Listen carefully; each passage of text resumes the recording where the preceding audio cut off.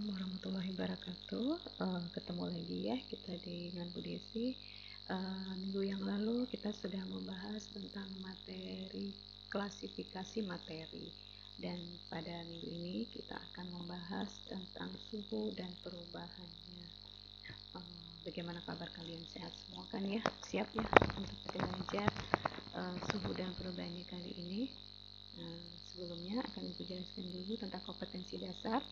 Yang pertama, untuk menganalisis konsep suhu, pemuaian, kalor, perpindahan kalor, dan penerapannya dalam kehidupan sehari-hari, termasuk mekanisme menjaga kestabilan suhu tubuh pada manusia dan hewan.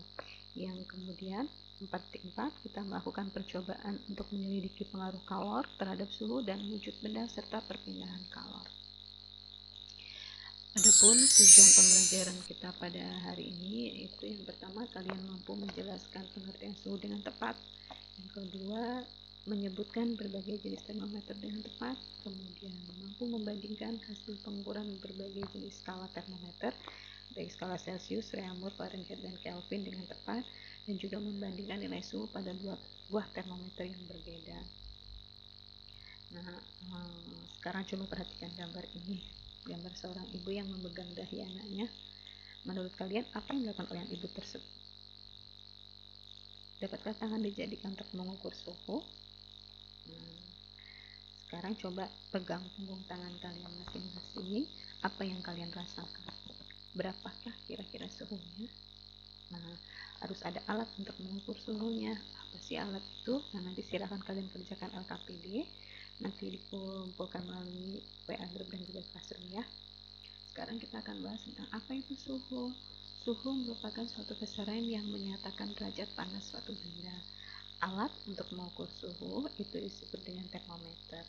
Prinsipnya itu semakin cepat getaran partikel benda, berarti suhu benda semakin tinggi, dan sebaliknya semakin lambat pergerakan partikel benda, maka suhu benda itu akan rendah. Termometer itu memanfaatkan prinsip kesetimbangan termal. Artinya energi panas itu akan mengalir atau berpindah dari benda bersuhu tinggi ke benda bersuhu rendah, sehingga tingkat panas keduanya akan sama atau berada pada kesetimbangan termal. Ada beberapa jenis termometer, yaitu ada termometer zat cair, zat padat, dan juga zat gas. Termometer zat cair ini biasanya ada dua, yaitu ada berisi alkohol dan juga berisi raksa. Kelebihan dan kekurangan dari alkohol dan raksa itu, yang pertama, untuk raksa itu memiliki kelebihan pemuaiannya teratur, warnanya lebih mengkilat sehingga mudah untuk dibaca, kemudian titik didingnya tinggi, dan dia tidak membasahi dinding kaca. Sementara kekurangan dari air raksa itu harganya mahal, kemudian titik bekunya tinggi sehingga tidak bisa mengukur suhu yang benda yang sangat rendah. Sedangkan untuk alkohol, dia pemuaiannya teratur, harganya lebih murah, dan titik bekunya sangat rendah. Sedangkan untuk kekurangan dari alkohol itu dia tidak berwarna sehingga sulit untuk membaca skalanya. Kemudian titik didihnya juga rendah sehingga tidak dapat mengukur suhu yang tinggi, dan dia membasahi dinding kaca. Nah, sekarang ada berbagai macam termometer, jenis termometer. Ini yang sering kita jumpai ya, untuk pada saat masa pandemi seperti ini, bisa gimana pun kita dicek suhu dengan menggunakan ini. Ini namanya termometer infrared. Ada berbagai jenis termometer di sini, ada termometer klinis, ada termometer laboratorium, ada termometer kristal zat cair, ada termometer gas, kemudian ada termometer bimetal, dan juga ada termometer warna. Ada 4 jenis skala termometer, yaitu Celsius, Fahrenheit, Reaumur, dan Kelvin. Masing-masing memiliki titik tetap bawah dan titik tetap yang berbeda, titik atas yang beda, atau disebut dengan titik beku dan titik didih. Untuk Celsius memiliki titik beku 0 derajat, untuk titik didihnya 100 derajat. Untuk Fahrenheit titik bekunya 32, untuk Fahrenheit titik didihnya itu 212. Kemudian titik beku dari Reaumur itu 0 derajat, titik didihnya ada 80 derajat. Sedangkan untuk Kelvin itu titik bekunya 273 dan titik didihnya 373. Masing-masing kita buat perbandingan dengan mengurangi titik tetap atas dan titik tetap bawahnya, sehingga perbandingan antara Celsius, Fahrenheit, Reaumur, Kelvin itu adalah 100 berbanding 180 banding 80 jadi berbanding 100. Jadi kalau kita sederhanakan, kita bagi 20 semuanya, jadi perbandingan antara Celsius, Fahrenheit, Reaumur, Kelvin itu adalah 5/9/4 dan perbanding 5. Dengan perbandingan ini kita bisa mengkonversi atau mengubah suhu dari Celsius ke Reaumur, kemudian dari Celsius ke Fahrenheit, dan dari Celsius dari ke Kelvin, dan seterusnya. Nah, sekarang untuk dua buah termometer, ada termometer X dan termometer Y. Termometer X ini titik bekunya A, kemudian titik didihnya B, kemudian termometer Y itu memiliki titik bekunya D, titik didihnya itu C. Sehingga kalau berlaku perbandingan itu X dikurangi A dikurangi dengan B dikurangi A sama dengan Y dikurangi D dibagi dengan C dikurangi D.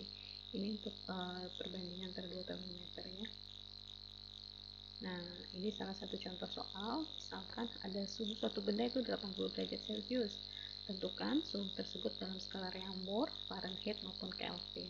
Nah, untuk mengubahnya 80 derajat Celcius ke Reaumur itu perbandingannya ada 5/4. Sehingga 80 derajat Celcius berbanding Reaumur itu 5/4. Sehingga untuk menghitung Reaumurnya, Reaumurnya 4 berbanding Celsiusnya 5 dikali dengan 80 sehingga diperoleh 144 derajat Reaumur. Kemudian untuk Celsius dan mengubah Celsius ke Fahrenheit ini perbandingannya C berbanding Fahrenheit dikurangi 32 karena skala dari Fahrenheit itu titik bekunya tidak 0 tapi 32, kemudian perbandingannya ada 5/9 sehingga 80 derajat berbanding F dikurangi 32 sama dengan 5/9. Jadi F dikurangi 32 sama dengan perbandingan dari Fahrenheit itu 9, Celsius itu 5 dikali dengan 80 sehingga hasilnya 144. Diperoleh nilai F sama dengan 144 ditambah 32 sehingga nilainya ada 176. Ini soal yang kedua tentang cara konversi suhu termometer. Ada termometer A yang mempunyai titik beku airnya 20, kemudian titik B titik didihnya itu adalah 220. Ini untuk termometer A.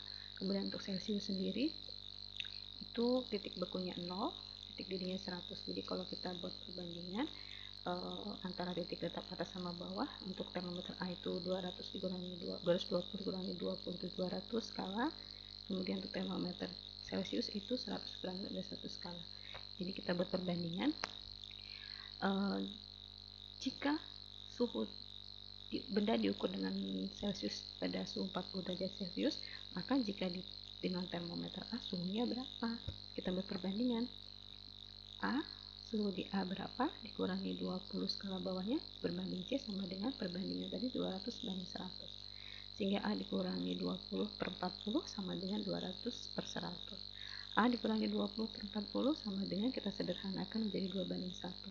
Kita perlakukan perkalian silang, diperoleh A dikurangi 20 sama dengan 80 sehingga nilai A itu adalah 100. Ini contoh soal dari konversi. Kemudian sekarang coba kita simak video berikutnya.